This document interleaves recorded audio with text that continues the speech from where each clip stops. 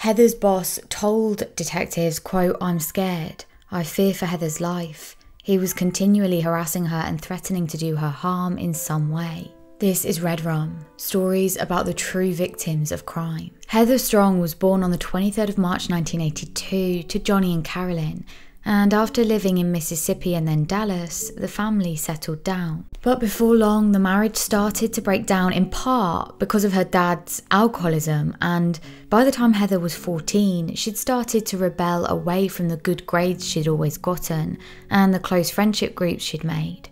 And instead, she started dating boys.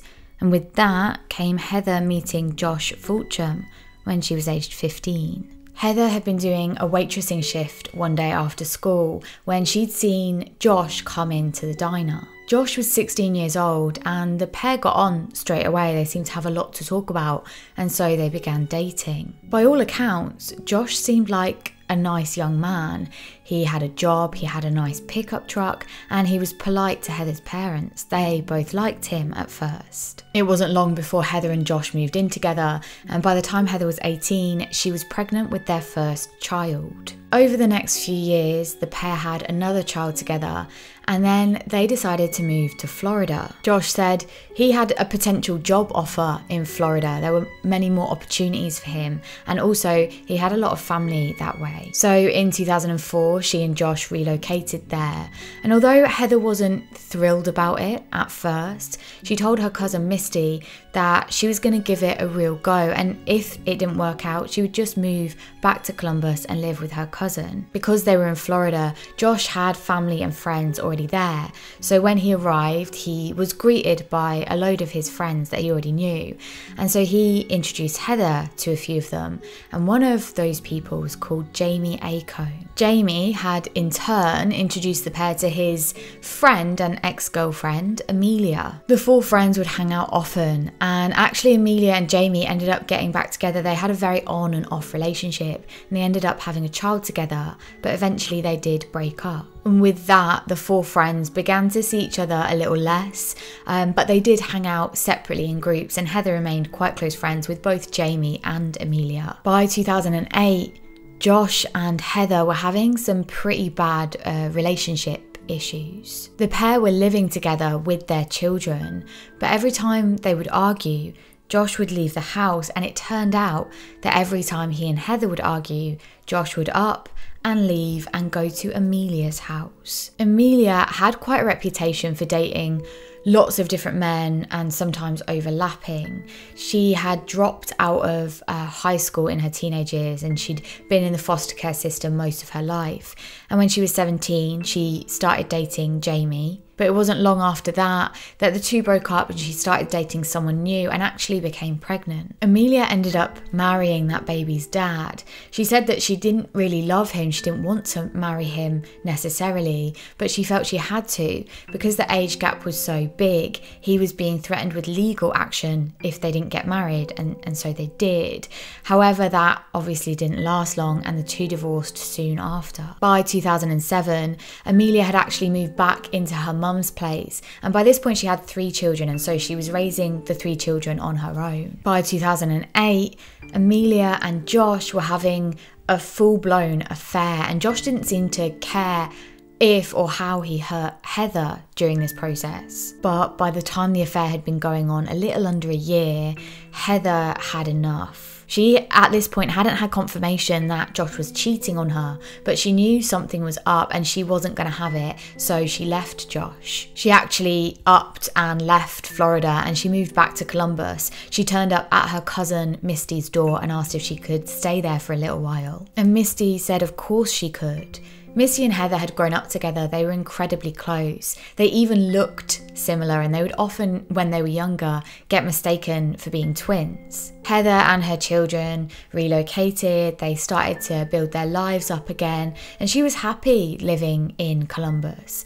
But it wasn't long before Josh came. He made a big scene about how he'd changed and how he loved Heather, and he managed to convince her to move back to Florida with him. Even when they were back in Florida, Heather and Josh weren't showing commitment to one another, not really. And every time Heather and Josh would argue, he would just leave the house and go over to Amelia's, and this sort of went on and on for months and months. And at this point, Heather did know that something was going on, and she knew that it was probably that Josh was having an affair with Amelia, but at this point she didn't have exact proof of that. All throughout this, Josh and Amelia were sort of getting together, and then Josh and Heather were getting back together. And one period, while Josh and Heather were having a good time and were together for quite a significant period, he realised that the next time he tried to go back to Amelia, she'd actually gone off and got married. Although that marriage didn't last long, because Josh said that he actually loved Amelia and wanted to be with her. And so she left her new husband, divorced him, and wanted to get back with Josh. But in true Josh fashion, he said that he actually couldn't fully be done with Heather because she had his kids. And so he started seeing Heather and Amelia at the same time all over again. By this point, the two women did know exactly what was going on, and there'd been a lot of arguments, there'd been a lot of confrontation, and they'd spoken it out with each other. And remember that Heather and Amelia know each other really well. They used to be really close friends. And so although they'd had these arguments, by the end of it, they did actually manage to make up. And then things started to get a little bit weird. Heather and Amelia, who just weeks earlier had been fighting over this man, Josh, they started to get on pretty well. In fact, so well that they actually decided to get into a romantic relationship, all three of them. They had a threesome, and this went on for weeks and weeks, and they would keep going back to each other. And it even got to the point that when Josh was around, sometimes Heather and Amelia would get together, just those two. And this happened again and again, but it wasn't long before things got incredibly tricky and complicated. The relationship between the two women began to sour again. And so they told Josh that he had to choose. He had to choose one of them, and that was going to be the end of this. This was ridiculous. They all knew it. They all knew it couldn't go on forever. And so Heather and Amelia told Josh to choose. During one of these arguments, Josh would later say that Amelia had screamed at him that he didn't even want Heather, he just wanted the kids. She went on to ask him why he didn't just bring Heather back one day and they could get rid of her together. He said no, and after that he ultimately ended up choosing to stay with Heather. By this point, Josh and Heather had been on and off but together for 12 years, and so in December of 2008 the pair decided to get married. But this was a massive surprise to everyone. They obviously hadn't had the best relationship, and the marriage wasn't perfect by any means. Alongside that new marriage, Amelia was still very much in love with Josh, and that love had started to turn into a bit of an obsession. She actually started threatening Heather, and she would call her on the phone or she would turn up at the house. And alongside Heather and Josh just being married, Josh was still obviously seeing Amelia. When Heather found this out, she was furious with Josh and told him that she was going to leave him and she was taking the kids. In Josh's eyes, the children were his, and so for Heather to say this to him was a huge aggravator. He told Amelia how upset and angry he was with Heather. And so one day, Amelia paid Heather a visit at home. She arrived and she told Heather that she'd got a piece of paper, it was a document, and she needed to sign it, and it would sign over custody rights to the children so that Josh would have full custody. Obviously, Heather refused, but Amelia became extremely angry at that. She was used to getting her own way. And so because Heather had said no to her, her anger was so much that she actually pulled out a knife, threatened Heather with it, put it against her throat and pulled her hair back. Now, thankfully, Heather was able to escape from that situation, but she now had seen a side of Amelia that she had never seen before, and she was quite scared. And it wasn't long after that Heather actually ended up calling the police, and she said that Josh had pulled out a gun on her, and so he was taken to prison and held without bond. At this point, Heather said she was extremely worried that Josh would try and kill her, and so she started to try and rebuild her life without him. She started to try again, start afresh. And she decided in this moment as well that she didn't want to go back to Columbus. She had started to build her life already in Florida. Her kids were there, they'd grown up there, and so she decided to stay put nearby. And as she was doing this, she started talking to her old friend Jamie Acombe. Now, Jamie is the guy who used to hang out with her and Amelia and Josh, and he's also the person who had previously dated Amelia and they shared a child together. Jamie started staying over more and more to the point where he was basically living with Heather. He even put the water bill in his name and he moved most of his things in. Whilst that was all happening on the outside, inside prison, Josh and Amelia had gotten back together pretty much straight away. There's recorded prison phone calls where you can hear them talking, and they mainly talk about Heather and that situation. But at the end of the calls, Josh makes sure to tell Amelia he loves her, and she says it back. Josh was released and he moved out of prison and into Amelia's home. And across town, Heather was living with Jamie, and Josh was pretty angry about this. He would later say that he was worried for his kids' safety. He said that he'd seen Jamie dating someone significantly younger than him, and so he wanted to protect his children. So he had called up Heather and told her to get Jamie out of the house, but she refused. She said she was in a relationship with Jamie and he was going to stay. On the 15th of February 2009, Heather headed to work at the Metro Truck Stop Diner. That's where she'd worked for 12 years, and she did her shift as usual and she finished at about 3 p.m. But the next day, her boss became concerned when she didn't turn up for her shift. She was due in at 8 a.m. and she was never late. She never just didn't turn up. It was incredibly concerning that she hadn't called to let them know that she wasn't going to be in. From all the source material that I found, I couldn't see what happened in the immediate week after Heather disappeared. But 1 week after she disappeared, her cousin Misty realised that she hadn't heard from her. This was extremely unusual. Misty and Heather would talk often, and so for her to not have heard from Heather really started to worry her. And at this point, she had contacted Heather's friends, her work colleagues, her brother, asking if they'd seen her, but no one had. When Misty spoke to Heather's mum, Carolyn, she also said that she was concerned. She wouldn't go more than a couple of days without speaking to Heather, and at this point it had been over a week and she was scared. On the 24th of February 2009, Misty called the police department to report Heather as missing, and it was at this point that she also called Heather's dad, Johnny, to let him know, and he confirmed that he also hadn't seen Heather in a long time. As it had been 9 days since anyone had seen Heather, the police were concerned, but they also knew that she was an adult and they really considered the possibility that she might have run away through choice. The problem with that was that Heather had 2 children at home and her family and friends knew that she would never just leave them. Police interviewed Jamie, Heather's current partner, and asked him when he'd last seen her, and he said that she had come home from work as usual at 3:30 p.m. And he said that she was not in a good way. Josh had apparently called her at work and said that he was going to take the children because he wasn't happy about the living situation, the fact that Jamie was living in the house with the children. Jamie actually had to leave soon after that. They didn't even really finish the conversation, but he was taking the car, and at this point they were sharing a car, so he knew that by the time he got back she would likely still be at home and they could have the discussion then.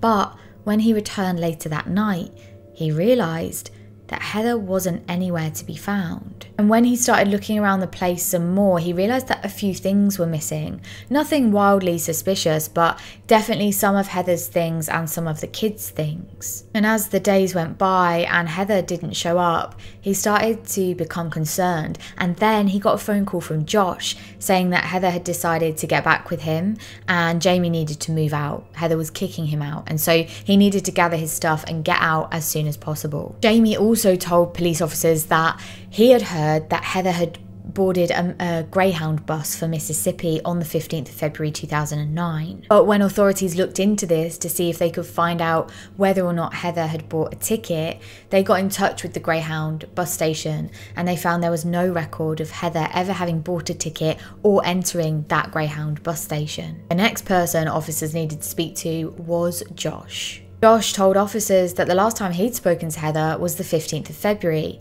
the same day that Jamie had last spoken to her, the last day she had been seen at work. Josh told the detective that on the 15th, Heather had called him from the diner and told him she was leaving the area. He said she went on to say that she was going to get her boyfriend Jamie to leave the house and so wanted Josh to come and pick up the kids. Eventually, they decided to meet at a Subway store near to the diner, and he picked the children up there. He said that Heather had called him back later on and asked him to meet her at her workplace at around 9:15 p.m. that night. He went on to say that when he met her there, she said she needed some time and space to clear her head.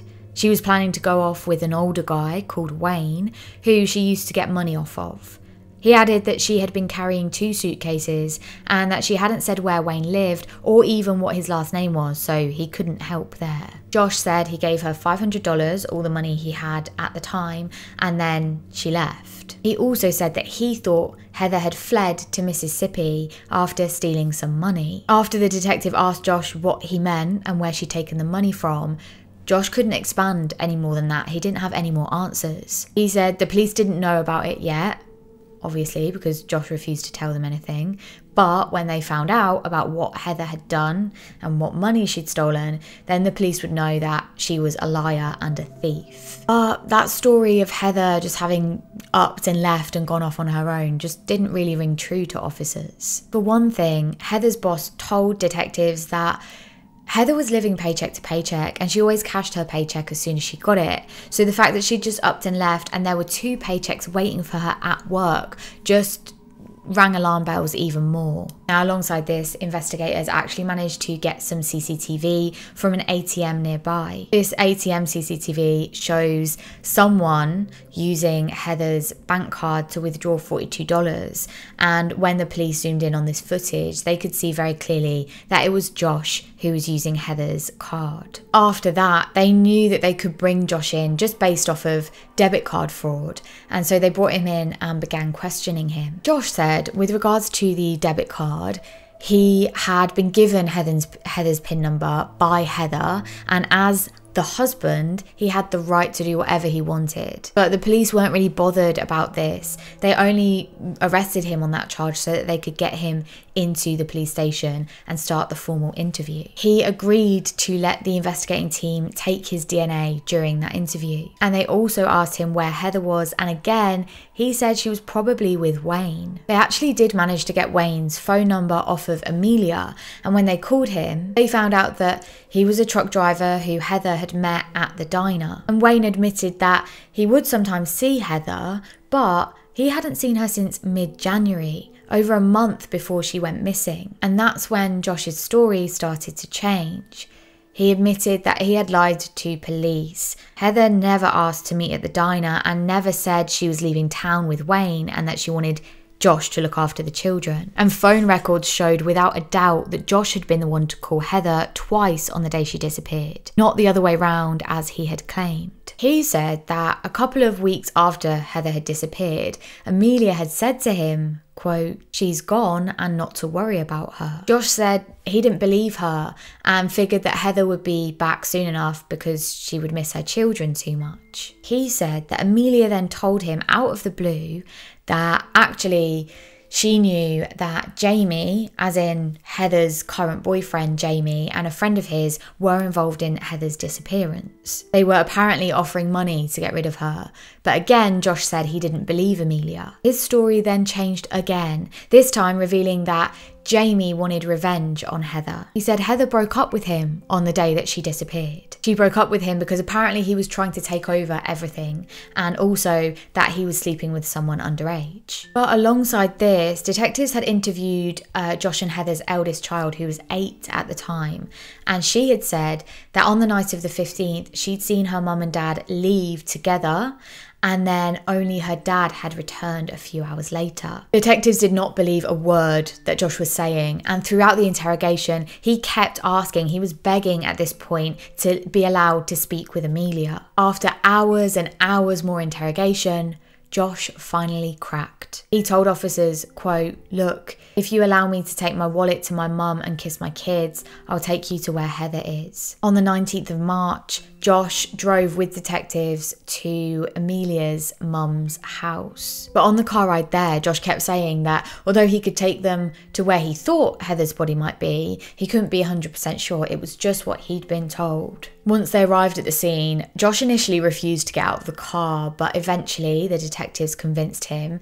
And so he got out and he started looking around and sort of bringing the officers one way and then the other way. He kept pointing to different places saying maybe it's over there or maybe it's somewhere else. And then he stopped when he got to a pile of rubbish and leaves and dirt, and he pointed to it and he said that's where they would find Heather. And they did find Heather's body there. She had been placed in a suitcase. She was wearing jeans and a Ralph Lauren t-shirt and had dried blood on her neck. The medical examiner said that she had bruises on her right arm, she had been beaten, and her cause of death was asphyxiation. After that, as part of this deal that he'd made with officers to lead them to Heather's body, he was allowed to say goodbye to his kids and to his mum, and then he was taken back to the police station and questioning continued. Whilst Josh was at the station, forensics were looking around the crime scene and detectives were called in. And when they were there, they did actually notice inside the trailer there was a computer chair, and on that computer chair there were little pieces of duct tape still attached, almost as if someone had been tied up there. Nearby on the floor there was also a large black plastic bag and a blanket. While the detectives and forensic team were at Amelia's house, Amelia's mum actually came out of the home and she said that she needed to talk to detectives. And when she did, she said that either on the night of or the following day after Heather had gone missing, Josh had come round to the house and he'd woken Amelia up by knocking on the window. He'd asked to borrow a shovel and Maria had given him one, but as she did so, she asked what he needed it for, and he said that he'd just run a dog over and needed to bury it.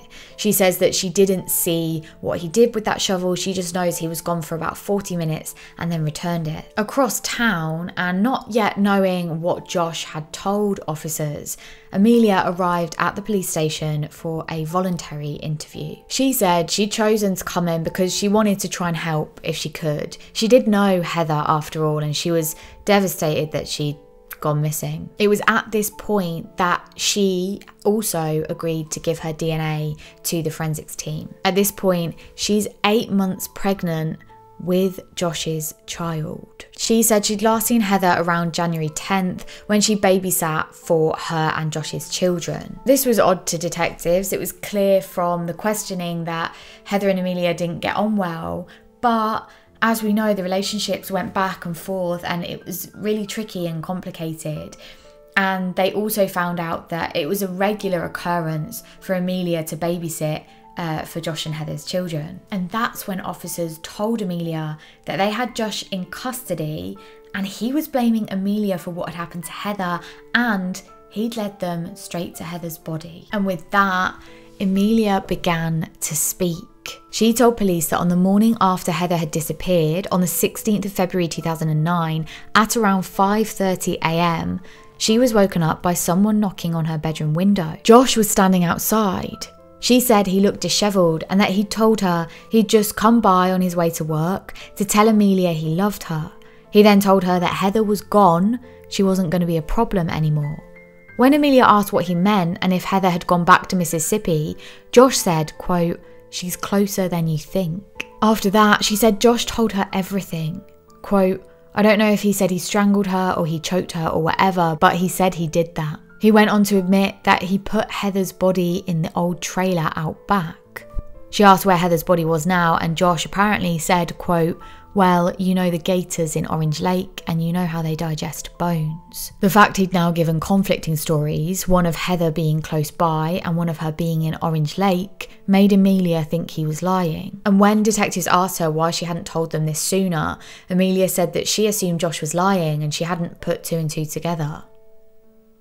She added that, quote, "He said if I was ever to pull anything with our baby, that he was going to do to me what he did to her."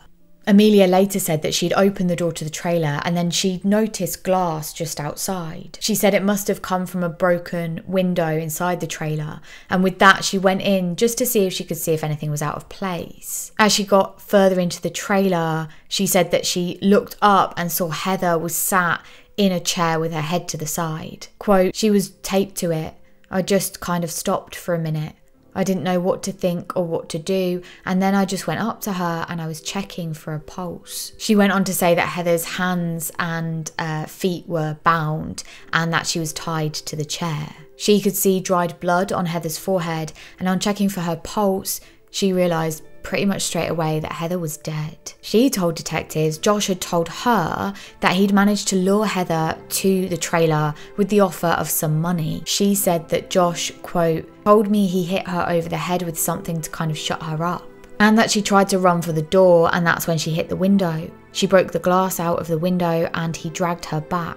While he was tying her up, she urinated on herself, and I was told he tied her up, put a bag over her head and suffocated her, and he held it there till she stopped moving. She said that the bag that he'd used to cover her face and ultimately suffocate her was the same bag that was still in the trailer on the floor that detectives had seen when they'd walked in, and it had a rip in the centre of it, and that was, she said, because he had used that, he'd opened it up just to check that Heather was definitely dead. She added that there was no tape over Heather's mouth, it was actually just around her neck holding the bag in place, and she said she knew that because when she'd come in and seen Heather in that chair, in order to check her pulse, she'd actually gone underneath the tape that was around the neck and put her fingers underneath it to check for a pulse. Amelia said that Josh did all of this because he was determined that Heather wasn't going to take his children. On the flip side, Josh said that Amelia hadn't been shy about her feelings for Heather. He said that she knew they could never be properly together whilst Heather was still in the picture. He said that whenever she would make comments about getting rid of Heather and not having her around anymore, he would laugh it off. He assumed she was joking. He said that just over 2 weeks after Heather's disappearance, Amelia had come home one night, incidentally the same night that she'd moved into Josh's, and she'd presented to Josh Heather's debit card and her kids' social security cards and the kids' birth certificates. Josh said Amelia had come home that night and assured him that he never had to worry about Heather again. But this didn't really line up with what Josh had said earlier with regards to Heather's debit card. He spoke of this all happening 2 weeks after Heather disappeared, but CCTV shows him using that debit card just days after Heather's disappearance. Josh also admitted that a signed letter that he'd got, basically handing custody over to him of the children, was a forgery. He said he'd watched Amelia type it up on the computer, print it out, and then sign it herself. But he was sticking to his story about the real murderers being Amelia and Jamie. He'd gone back to this Jamie story. Of course, during all of this, officers are trying to get a bit of a clearer picture of Heather and Josh's relationship, and on digging into it further, they found out that Josh was incredibly physically violent towards Heather. He even admitted to them that one time he, quote, roughed her up a bit. And various people who knew Heather, who worked with her, said that they had seen her on a number of times having bruises and marks over her, and it was clear that she was regularly being beaten or coming to some kind of injury. It became clear that whenever Heather would start dating someone else, Josh would retaliate by, whenever he would see her, hitting her. And in fact, by the time Heather was murdered, 27-year-old Josh had a criminal record for fraud, larceny, and in January 2009, just a month before the murder, he had been charged with aggravated assault against Heather. One thing is for sure in this case, and that is that both Amelia and Josh are lying. Thankfully, there were a huge amount of prison phone calls made when Josh was in prison just that month before Heather's murder, and those prison phone calls are between Josh and Amelia. Those phone calls really are telling, but lots of what Josh and Amelia talk about is telling, but what is more interesting is what they don't say. There's a lot of back and forth between Josh and Amelia, with Amelia constantly referencing that thing and what me and you talked about without going into specifics. On another phone call, Josh actually asks Amelia about the area outside her mum's house and the trailer part, and he even asks specifically if neighbours would be able to see that area of land. On one prison phone call, Amelia tells Josh, quote, "I'm not dumb. Keep your friends close, but your enemies closer." And other prison phone calls, calls in January 2009. After Josh got out of prison, things were not good between him and Heather, with both of them threatening to take the children. After that, Josh said he called Amelia and told her it was time for them to enact their plan. He said that he managed to get Heather round to the trailer with the promise of $1,500. He said he'd seen that $1,500 in the trailer, and all he needed was for Heather to come and be a lookout, and then she would get a cut. Although this is only Josh's account, and lots of this is just from Josh's account, so how accurate and how true that is, we just don't know. It's difficult to believe that Heather would have just gone back to Amelia's mum's trailer, especially given that just months before, Amelia had pulled that knife out on Heather and she was scared of her. Josh said they arrived at the trailer at around 8 p.m. that night and they went inside. They started looking for the money, but after a few minutes, Josh didn't need to pretend anymore. He turned to Heather and he told her to stop looking and to sit in the chair that was placed in the centre of the room. Heather refused and bolted for the door, but Josh managed to grab her and pull her back and drag her to that chair, and that's when Amelia came in through the door. During this scuffle, Josh actually had hit Heather on the head with a flashlight or a torch, and she'd fallen into the window, and that's how the window had smashed and the officers had seen that glass on the outside of the trailer. Josh forced Heather into that chair and he and Amelia together started to tie her up, tying her wrists and tying her feet together and tying her to that chair. They put the bag over her head, and as Heather was struggling, they then taped it to her neck. He changed his story a number of times, but ultimately he said that Amelia was the one to do the killing, and from start to finish it took about 30 minutes. Josh said he and Amelia placed Heather's body into that suitcase and then they actually put it under a table in the trailer and sort of piled it with stuff. There was loads of rubbish and disused items like tables, chairs, things like that in the trailer, so it was very easy for them to just place that on top of the suitcase and hide it from view if anyone was to look inside the trailer. Josh said that on the 16th of February he returned to the trailer, he took that shovel, dug a hole, and then he placed the suitcase with Heather's body into the hole. He put a plank of wood over that, and he said that was because when he was shoveling dirt into the grave, he didn't want to get it on Heather's face. He also said that whilst he was doing this, Amelia was there with him the whole time, just stood watching. And more details would come out during the trial. In fact, it was revealed at trial that Amelia and Jamie Acomb were still friends whilst Jamie was dating Heather. And one day, whilst Josh was in prison, Amelia and James had been in the car together, and Amelia had offered James money. She said she was about to come into some money, she was getting some tax money back, and when that came in, she would give Jamie $500.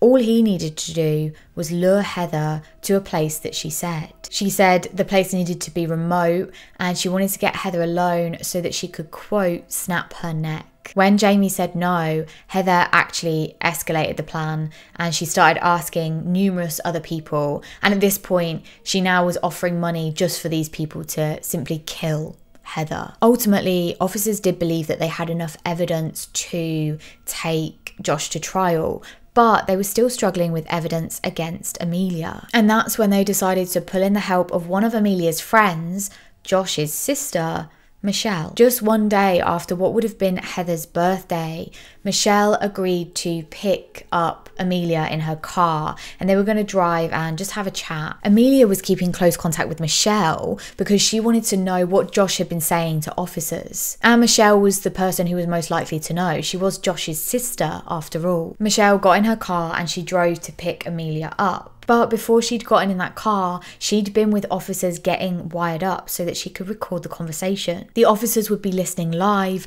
just a few feet away. Once Amelia and Michelle parked up, Michelle told Amelia that the day before Josh had been arrested and gone to prison, he had told her everything.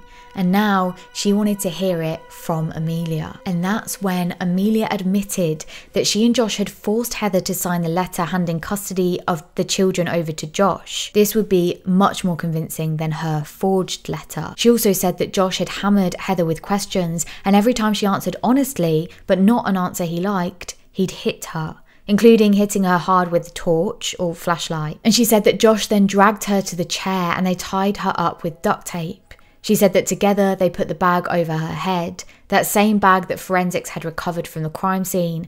And then she said, quote, "We tried to snap her neck. That didn't work. And then Amelia just stopped talking. She turned to Michelle, looked her dead in the eyes and said, quote, 'You're not recording this, are you, Michelle? Please.'"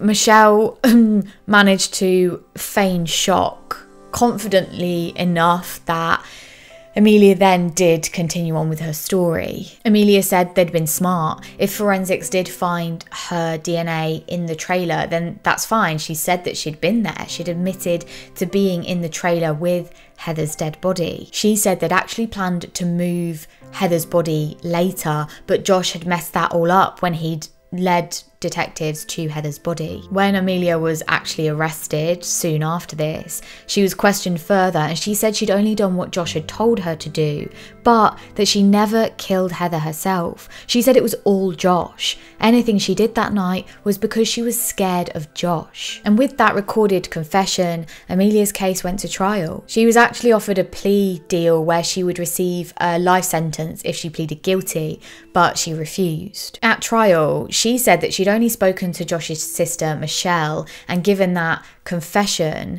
because she wanted to get more information about what Josh had said. She said everything she said was a lie, it wasn't true. It was a weak argument, it didn't really make any sense, but I suppose Amelia was clutching at straws at this point. She didn't really have another choice. And at the trial, her defence presented that Amelia had never shown violent tendencies before, and she did have a criminal record, but it was for things such as theft or a driving offence. It was nothing violent. Her defence actually got Amelia herself to take the stand at trial. That is something that is rarely done because obviously it can have detrimental effects on the trial. Amelia spoke about how she was abused as a child by both her father and grandfather, and that was backed up by charges that had actually been dropped previously, but they'd only been dropped because more serious charges were brought against her dad, and that was for actually soliciting someone to kill Amelia, her mum and her grandmother. Even so,